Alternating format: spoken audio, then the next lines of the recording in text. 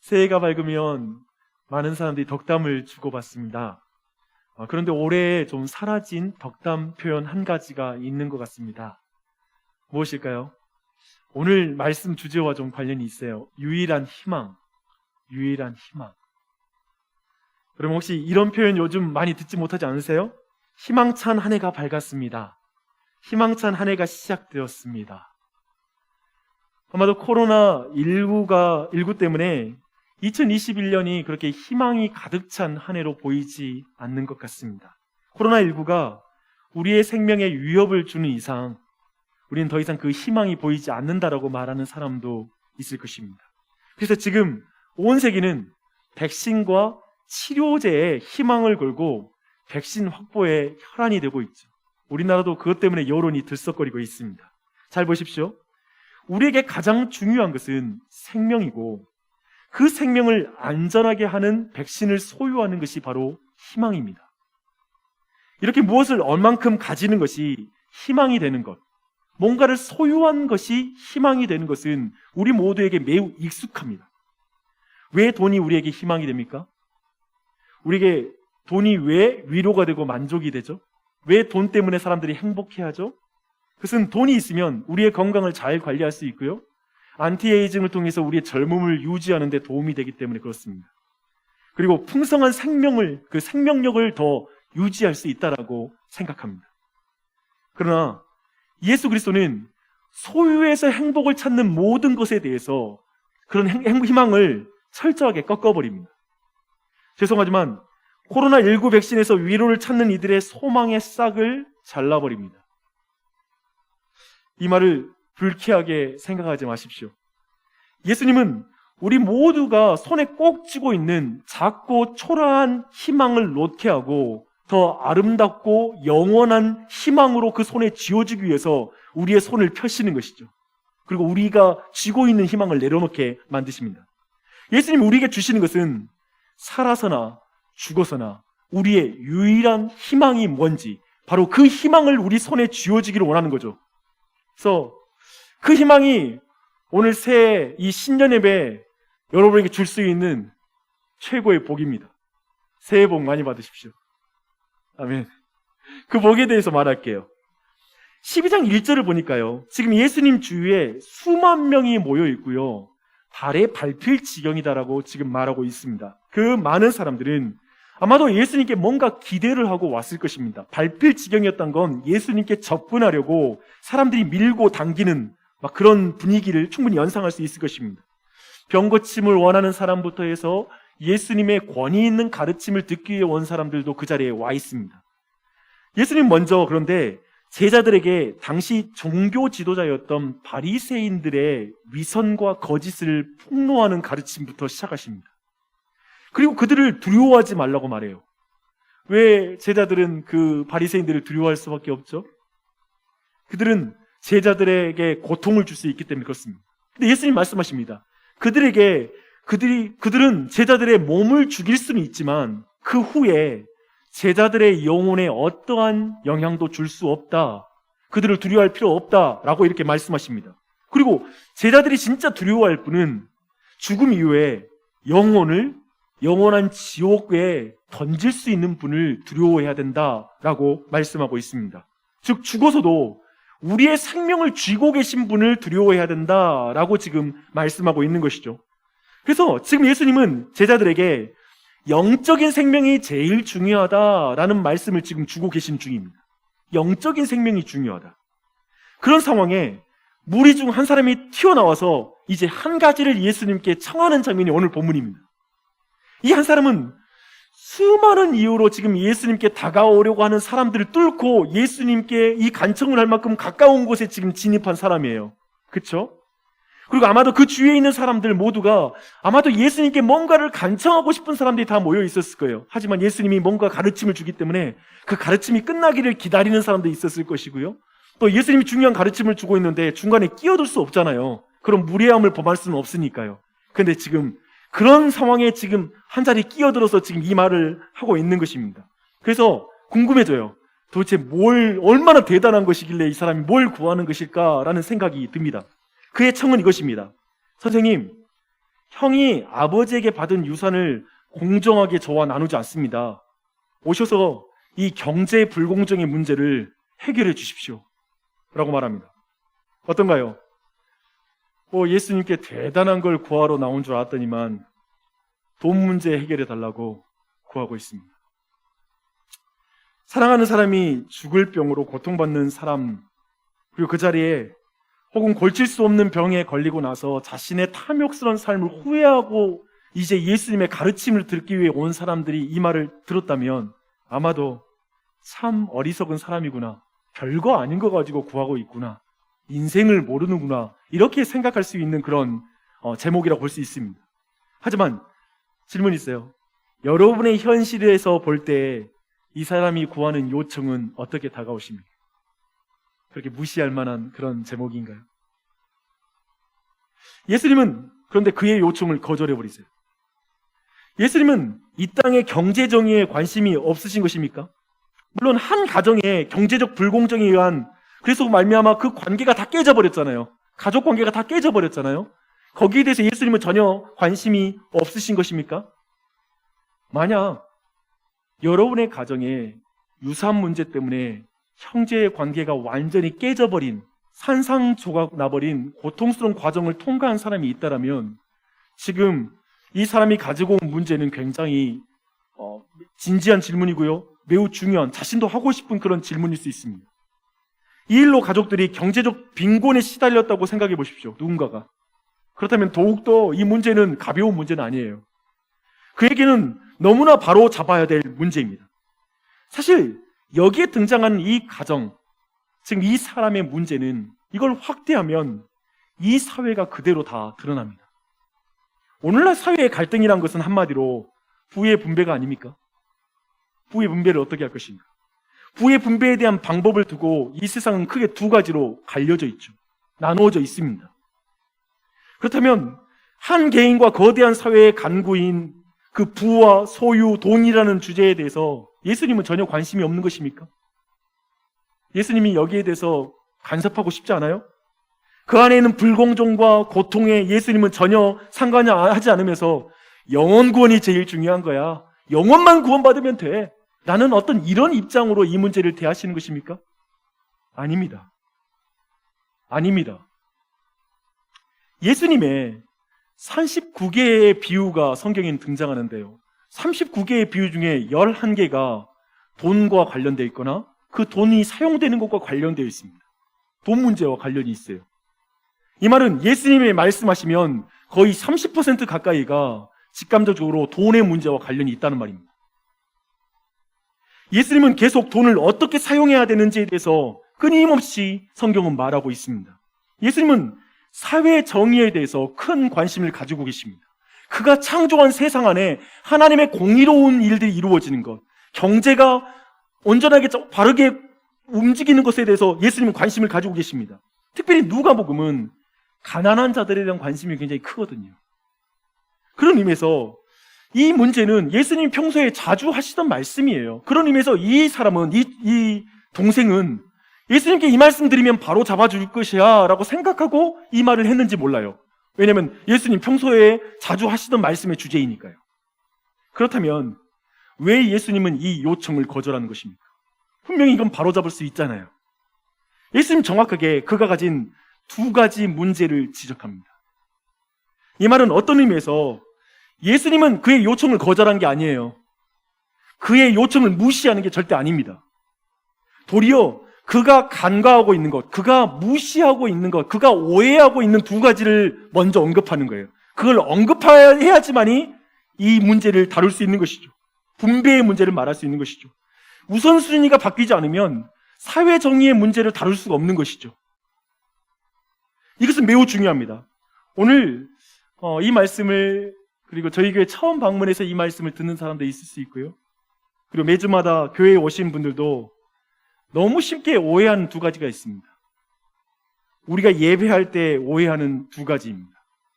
그리고 우리가 기도할 때 오해하는 두 가지이기도 하고요, 우리 모두가 종교에 대해서 바라볼 때 뭔가 오해하는 두 가지. 그래서 처음 교회에 왔을지라도 두 가지의 이 오해는 피할 수가 없을 것입니다. 첫 번째는 뭐냐면 예수님을 오해하는 것입니다. 예수님은 그것을 지적하세요. 누가 나를 너희의 재판장이나 물건 나누는 자로 세웠느냐? 여러분 주의하십시오. 이 사람의 문제는 예수님을 단지 자신의 억울함을 풀어주는 판사와 물건을 재분배해주는 정치인 정도로 생각하고 있다는 것입니다. 그래서 민원 신청을 하고 있는 것이죠. 성경에서 예수님은 온 우주와 역사의 재판장이라고 말하고 있습니다. 맞습니다. 재판장 맞습니다. 또 마지막 심판날에 예수님은 유산을 나누는 정도가 아니에요. 예수님은 모든 인류를 양과 염소로 나누는 자입니다. 그래서 육체의 죽음 이후에도 우리의 생명을 쥐고 계시는 참된 재판장이시요 그 참으로 나누는 자이십니다. The Great Judge라고 말할 수 있고요. The Great Divider라고 말할 수 있습니다. 참으로 가장 위대한 심판관이시고 그리고 모든 걸 나누는 자이십니다. 지금 예수님은 사회정의와 부의 불공정한 분배에 관심 없으시다고 말씀하시는 게 아닙니다.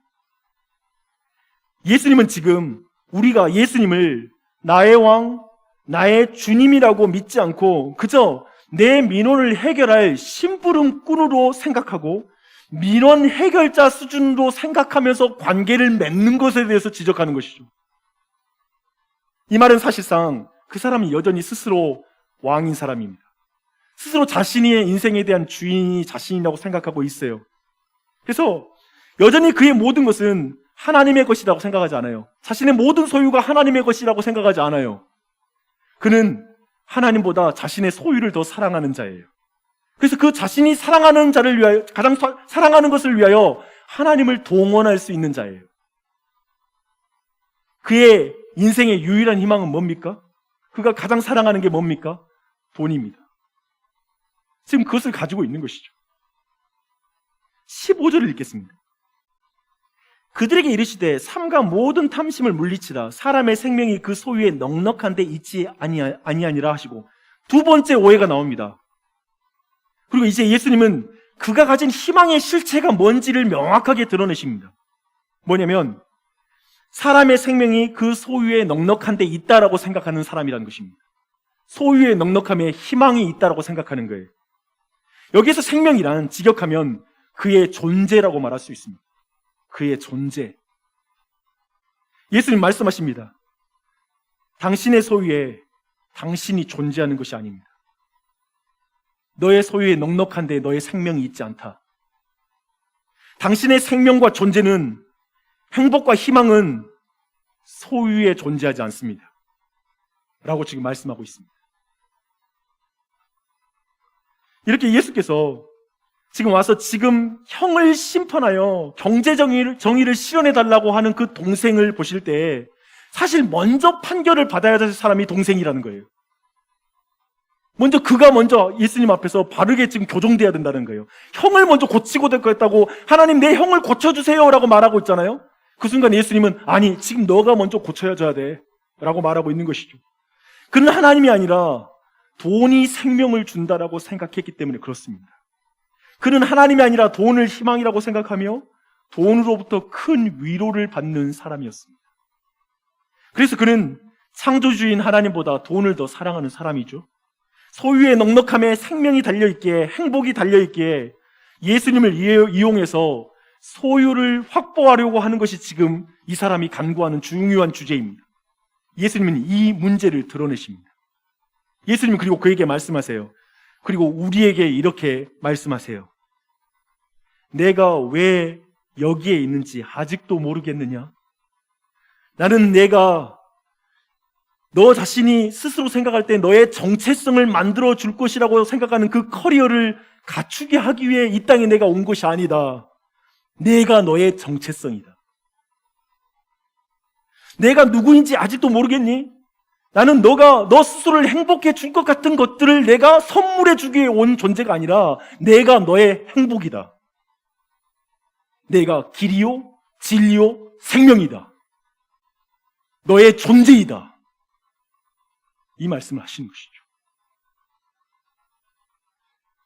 때 한번 우리를 돌아봐요.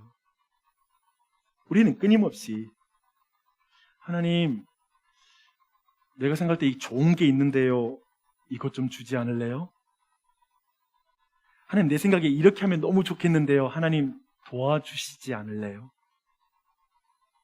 우리의 기도라는 것은 계속해서 하나님의 수준을 낮추는 것이 아닙니까?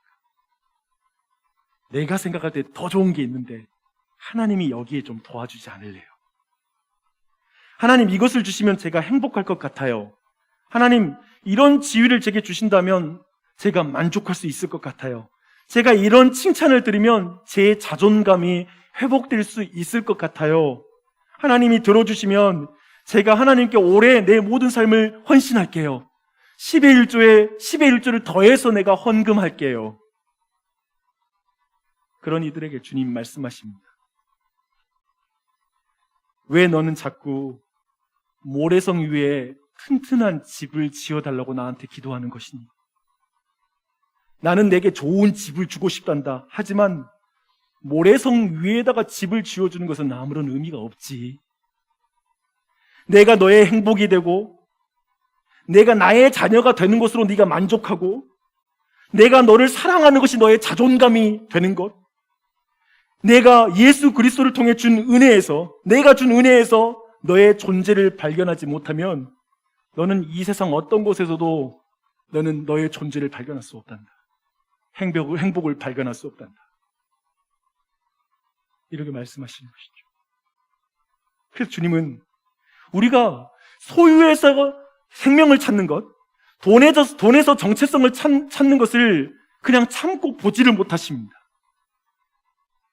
주님은 우리가 모래성 위에 인생을 쌓는 것을 사랑으로 지켜보는 아버지가 아닙니다. 어떻게 그래요? 뻔한데요. 모래성을 때로는 흩어버리기도 하시죠. 그래서 예수님은 한 비유를 하고 나서 무서운 책망을 합니다.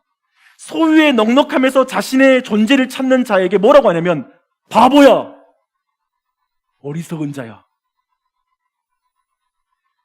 참고로 예수님이 구체적으로 누군가에게 바보라고 직접적으로 말하는 것을 거의 성경에서 저는 찾아볼 수가 없습니다. 이 장면, 바보야. 이 비유에 한 부자가 등장합니다. 그는 소질이 풍성하자 계속 쌓아두는 것에 관심을 갖습니다.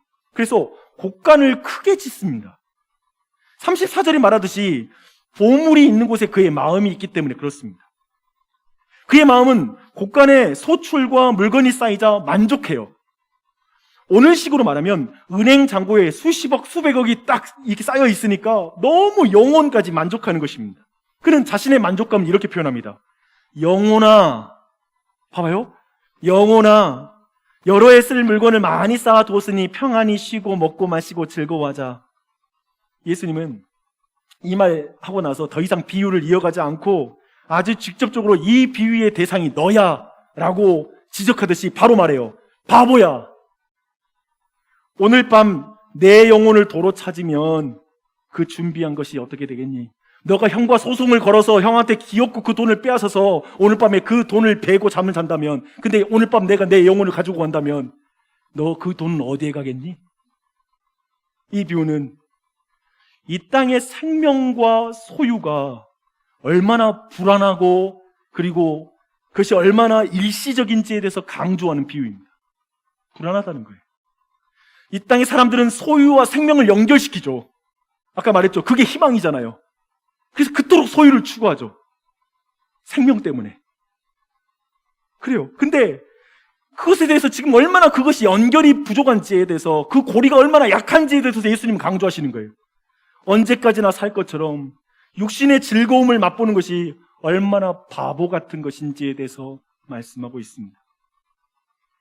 그런데 우리가 솔직히 이 말씀이 이해가 안 됩니다. 솔직히 그렇습니다. 뭐 대출해서 행복한 것도 아니고 지금 저축해서 행복한 거잖아요. 이건 뭐 자본주의 사회에서는 굉장히 인정받는 행복 아닙니까? 이 땅을 사는 동안에 사용할 은금 정도 이렇게 쌓아뒀다면 얼마나 좋은 일입니까? 존경받아 마땅한 일처럼 보이지 않습니까? 그런데 뭐 이런 식으로 오늘날 관점으로 이 질문하면서 본문의 어떤 중요한 줄기를 흐리게 할 필요 없습니다. 주목하십시오. 성경은 저축을 부정적으로 보는 게 아닙니다. 예수님은 내가 저축했어. 내가 노력해서 우리 가정을 가난해서 구원했어. 나는 더 이상 소원이 없어. 이제 나는 내가 이룬 것을 즐길 뿐이야. 나 더 부러운 사람도 없어. 나 더 바라는 것도 없어. 온통 나. 오늘 말씀 봐봐요. 온통 그 부자의 말에는 나라는 1인칭 주어가 되게 많이 사용됩니다.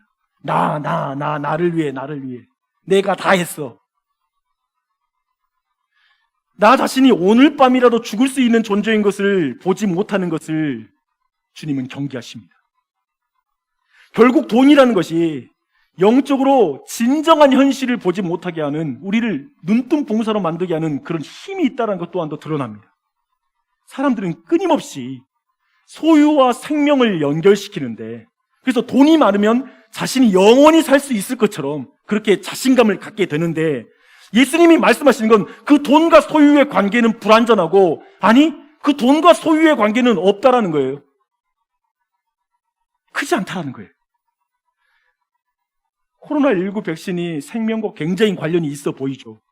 맞죠? 하지만 성경이 말하는 것은 생명은 하나님이 쥐고 있다는 거예요. 오늘 밤 내가 내 영혼을 내가 데려가면 너 어떻게 될래? 이렇게까지 말씀드려 죄송합니다만, 대한민국이 전 국민이 20번을 고쳐 200번 맞을 수 있는 백신을 최고의 백신을 확보한 그날 밤에 큰 지진으로 원전 하나만 터져도 그 모든 것이 무용지물이 될 것입니다. 은행에 수십억을 저축했는데 하루아침에 은행이 파산한다면 그 또한도 휴지 조각에 지나지 않을 것입니다. 어떻게 되는 것입니까? 비유의 거침을 용서하시되 소유와 생명이 이토록 불완전한 고리를 가지고 있다는 걸 주목하십시오. 불완전합니다. 그리고 여러분의 한번 이 말씀 생각하면서 여러분의 인생의 방향을 한번 돌아보십시오. 지금 소유로 내 인생을 더 생명력 있고 안전하게 만들려고 하고 있는 우리의 삶의 대부분이 거기에 있지 않습니까? 여러분 이런 말 들어보셨어요? It's the economy stupid 라는 말입니다. 바보야, 경제가 문제야. 이것은 1992년도에 미국 대통령 선거에서 빌 클린턴의 진영에서 내걸었던 선거운동 문구입니다. 이 문구는 당시 불황을 겪고 있었던 미국 사회 그리고 많은 국민들에게 호응을 얻어서 결국 부시를 꺾고 클린턴이 대통령으로 당선이 됩니다. 보이는 세계가 전부이고 이 생애가 전부인 세상에서 소유가 넉넉한 것은 권력이고 정체성이고 존재이고 희망이죠. 돌아오면 현실 권력을 잡기 위해 대의 명분 따위는 이제 집어치우고 배부르게 해주면 된다라고 하는 이 정치가 전면으로 구호로 나오면서 사람들이 대놓고 가는 방향으로 나간 건 제 생각에 1992년도가 분기점이 아니었을까 싶습니다. 특별히 세계의 모든 나라의 민주주의의 표본이라고 말하는 미국에서 이것을 걸고 나왔기 때문에, 그것으로 대통령 됐으니까요. 그리고 부자 되세요라는 말이 유행처럼 퍼지며 부자로 만들 것 같은 지도자가 우리나라의 대통령이 또한 되었습니다. 트럼프는 어떤가요? 결국 자국 중심주의라는, 어쩌면 이제 미국의 어떠한 포장된 어떤 모습들 다 벗어버리고 민낯을 드러내서 그냥 먹고 사는 것 문제로 모든 것들의 개념들을, 그리고 대통령이 된 그런 인물 아니겠습니까? 제가 지금 어떤 정치 세력을 비하하려고 하는 말이 아닙니다. 부족한 식견으로 볼 때 이 세상의 역사와 정치라는 것도 결국 분배의 문제이고 그것으로 거대하게 분리가 됩니다. 거기에 사회 정의를 외치고 거기에서 경제 정의를 외칩니다. 이 모든 것을 오늘 말씀 한 줄로 요약이 되는 것 같아요. 그것은 이것입니다. 이 세상은 생명이 소유의 넉넉함에 있다고 생각합니다. 라는 말이죠. 존재와 정체성이 소유에 있다고 생각하는 것. 가지는 것에 생명이 있다고 생각하는 것, 이 한 줄에 이 모든 세상이 요약되어 있습니다. 세상의 추구이죠. 세상의 가치관이죠. 세상의 방향입니다. 그래서 이 세상은 무엇을 가지는 것에서 희망을 찾습니다. 그것만 있으면 행복할 텐데, 그것만 있으면. 제가 이 세상에 정치 문화를 제가 말씀 안에 가져온 이유가 있습니다. 바보야, 경제가 문제야 라고 말하는 세상을 향해 예수님이 통렬하게 말씀하십니다. 경제가 문제야 라고 말하는 내가 바보야. 오해는 하지 마십시오. 다시 말하지만 성경은 불의한 경제에 대해서 민감합니다. 다만 성경은 모든 희망과 정체성, 모든 존재와 그리고 모든 어떤 것들을 경제와 돈에 다 걸어버리는 것, 그리고 분배의 문제만 해결되면 모든 것이 완성될 것이기 때문에 정치에 올인하고 이제는 정치 문제로 가족들끼리 싸우고 그리고 가족들끼리 나누어져 버린 이 무서운 정치 어떤 광신도와 같은 이 상황, 거기가 민감해진 이 상상에 대해서 예수님은 반대하십니다. 예수님은 소유에서 희망을 찾는 우리의 관점을 뒤집어 버리십니다. 예수님은 그 반대로 어떻게 뒤집냐면요, 예수님은 우리를 소유한 분이 누구인지를 주목하라고 말씀하십니다. 이것이 희망입니다. 우리를 소유한 분, 내가 소유한 것이 나의 희망이 아니라 우리를 소유한 분이 누군지를 주목하라 라고 말하고 있습니다. 그것이 진정한 희망이죠. 사나 죽으나 유일한 희망입니다. 지금 예수님은 산 위에서 이 말씀을 하고 계시거든요. 주님은 22절 이하를 보니 계속 우리를 소유하신 하나님 아버지를 주목하라고 구체적으로 말씀하세요.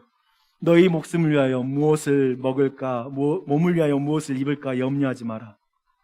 까마귀를 생각해봐라. 심지도 아니하고 거두지도 아니하며 골방도 없고 창고도 없으며, 아까 비유 말씀하셨죠? 창고도 없으되 하나님이 기르시나니 너희는 새보다 얼마나 귀하냐. 백합화를 봐라. 들풀도 하나님이 입히신다. 하물며 너희들을 안 입히겠어? 너가 누구에게 속해 있는지 봐. 넌 나의 자녀야. 넌 내 것이야. 그게 너의 유일한 희망이야. 그것이 너의 유일한 위로야 라고 말씀하고 있죠. 계속해서 우리를 소유하신 하나님을 소망하라고, 주목하라고 지금 말씀하고 있는 것입니다. 예수님은 계속 우리에게 주님께 속하라는 것을 이렇게 말씀하세요. 나는 양으로 생명을 얻게 하려고, 더 풍성히 얻게 하려고 왔단다. 그러니 내 안에 거하라. 나도 너희 안에 거하리라. 뉴시티 교리문답은 이것을 묻고 답하는 방식으로 이렇게 말합니다. 묻습니다. 사나 죽으나 우리의 유일한 희망은 무엇입니까? 답합니다. 우리는 우리 자신에게 속한 것이 아니며 육체와 영원, 삶과 죽음 모두 우리 하나님과 우리 구주 예수 그리스도께 속한 것이라는 사실입니다. 지금 말하고 있는 뭐냐면 내게 속한 것이 나의 희망이 아니라 우리에게 속한 집이, 나에게 속한 돈이, 통장이 나에게 희망을 주는 것이 아니라 내가 속한 분은 예수 그리스도십니다. 그분이 나의 사나 죽으나 유일한 희망입니다 라고 말하고 있는 것이죠. 우리가 소유한 것에 희망이 있지 않고 우리를 소유한 분에게 우리의 희망이 있습니다.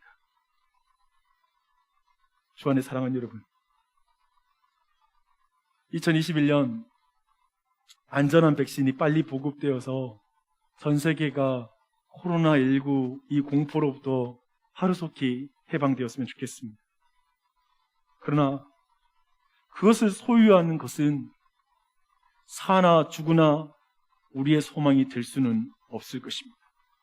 알다시피 백신의 유효기간이 6개월 아니면 1년 이렇게 말하기도 하더라고요. 다른 전염병이 돌 수도 있고요. 그리고 사고와 다른 질병의 위험, 노화는 계속 될 것입니다. 그 사이에 무슨 옷을 입고 무슨 차를 타고 무슨 집에 살고 어떤 음식을 먹어도 우리는 죽음을 피할 수 없습니다. 그러니 사나 죽으나 유일한 희망은 백신이 될 수도 없을 것이고 다른 것도 될 수가 없겠죠.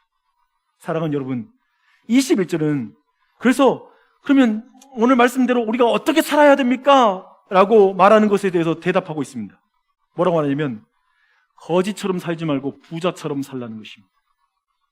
거지처럼 살지 말고 부자처럼 살아라. 이 말이 무슨 말일까요? 세상에서 자기를 위하여 재물을 쌓아두는 자는 하나님 앞에서 거지같이 사는 것이다. 그러나 하나님에 대하여 부자처럼 살라고 말하고 있습니다. 하나님 앞에서 부자처럼 살라고 하는 말씀은 뭘까요? 그건 22절 이하의 내용이죠. 내가 속한 하나님 아버지를 바라보며 살아가는 거예요. 까마귀, 백합화, 드레핀, 이름 모를 꽃까지도 먹이고 입히시는 하나님이 어찌 2021년도에 나와 우리 가정을 지키지 않고 우리를 보호하지 않을겠는가?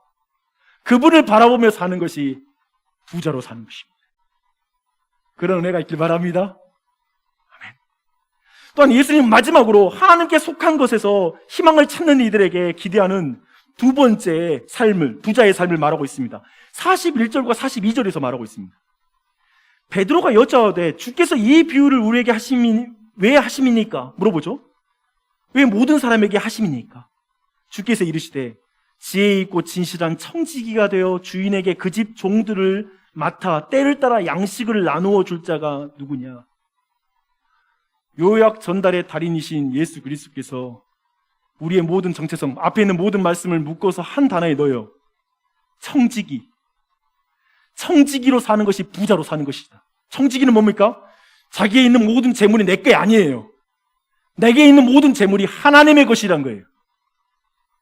그래서 때에 따라서 그 양식을 나누어 줄 뿐이에요. 그 청지기는 우리입니다. 나입니다. 쌓아두는 것으로 자신을 증명하는 세상에서 하나님이 주신 줄 알고 그걸 나누어 주는 것으로 자신을 증명하는 자, 그가 부자입니다.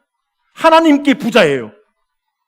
하나님은 그러나 그 청지기들을 보십시오. 지혜롭다고 말씀하고 계세요. 세상 사람들은 자신의 재물을 나누는 자를 바보라고 말합니다. 왜냐하면 쌓아두는 걸로 증명하거든요. 나누는 것으로 증명하는 개념이 없거든요. 나누는 걸 부자라고 말하지 않죠. 세상에서는 그 청지기들을 가난하다고 말할 수 있지만 하나님은 그들을 부자라고 말합니다. 세상 사람들은 때를 따라 양식을 나누는 자들이 복을 낭비한다고 말하겠죠. 그러나 주님은 이렇게 말씀하십니다. 또한 세상 사람은 이렇게 말해요. 심지어 교회에 있는 사람도 자신의 잔고를 보여주면서 내가 하나님께 복 받았다고 말해요. 근데 하나님은 그게 틀렸다고 말하죠. 43절입니다. 주인이 이를 때 그 종이 그렇게 하는 것을 보면 그 종은 복이 있느니라. 무엇이 복입니까? 나누는 게 복입니다. 청지기로 사는 게 복입니다. 그걸 말하고 있죠. 주 안에 사랑하는 여러분, 인생은 공수래 공수거다라고 말하는 불교도들은 이렇게 시를 썼더라고요. 이승것은 이승것, 행여 마음에 두지 마오. 떠날 땐 맨몸 덮어주는 무명천 하나만 걸쳐도 그대는 그래도 손해볼 것이 없지 않소. 이런 말하며 타 종교인들도 소탈하게 삽니다. 물론 그 안에 욕심꾸러기도 기독교회 안에 있는 욕심꾸러기 있는 것처럼 그들의 종교에도 그런 욕심꾸러기는 있습니다. 그러나 그들을 두고 그리스도인이라고 말하지 않습니다. 여기를 보십시오. 한 남자가 있습니다. 그는 머리 둘 곳이 없었습니다. 집이 없었습니다. 그는 두 벌 옷이 없었습니다. 옷 한 벌을 거치고 있을 뿐입니다. 그는 돈이 없는 남자였습니다. 그의 추종자들은 변변치 않는 직업의 아웃사이더들이었습니다. 그는 무력하게 십자가에 달려 자신의 유일한 옷마저도 빼앗기고 다 나누어 줬습니다. 제자들은 다 떠났습니다. 그는 그곳에서 관상으로 초월하며 공수래 공수거하면서 죽어가는 존재가 아니었습니다. 모든 걸 가지신 하나님이셨지만 죄인을 위해서 하늘의 모든 영광을 내려놓으시고 죄인을 위해 자기의 몸까지, 자기의 소유, 아니 자기의 살과 피까지 다 비워내셨습니다. 그리고 대속하셨습니다. 그리고 지금까지 그는 역사상 가장 영향력 있는 사람으로 하나님으로 계십니다. 예수 그리스도이십니다.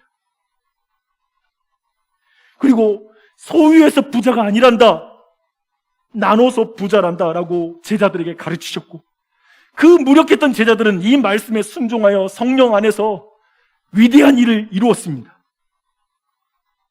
사랑하는 여러분, 이 한 해 자신의 모든 것이 주님의 주신 것임을 믿고 나아가는 청지기로, 그러한 삶으로 주님의 교회가 세워질 줄 믿습니다. 그리고 우리의 가정이 세워질 것입니다. 하나님의 나라가 확장될 것입니다. 새해 복 많이 받으십시오. 새해 복 많이 받으십시오. 새해 복 많이 흘리십시오. 많이 흘리는 게 복 받은 거니까요. 그러한 한 해 되시기를 축원합니다.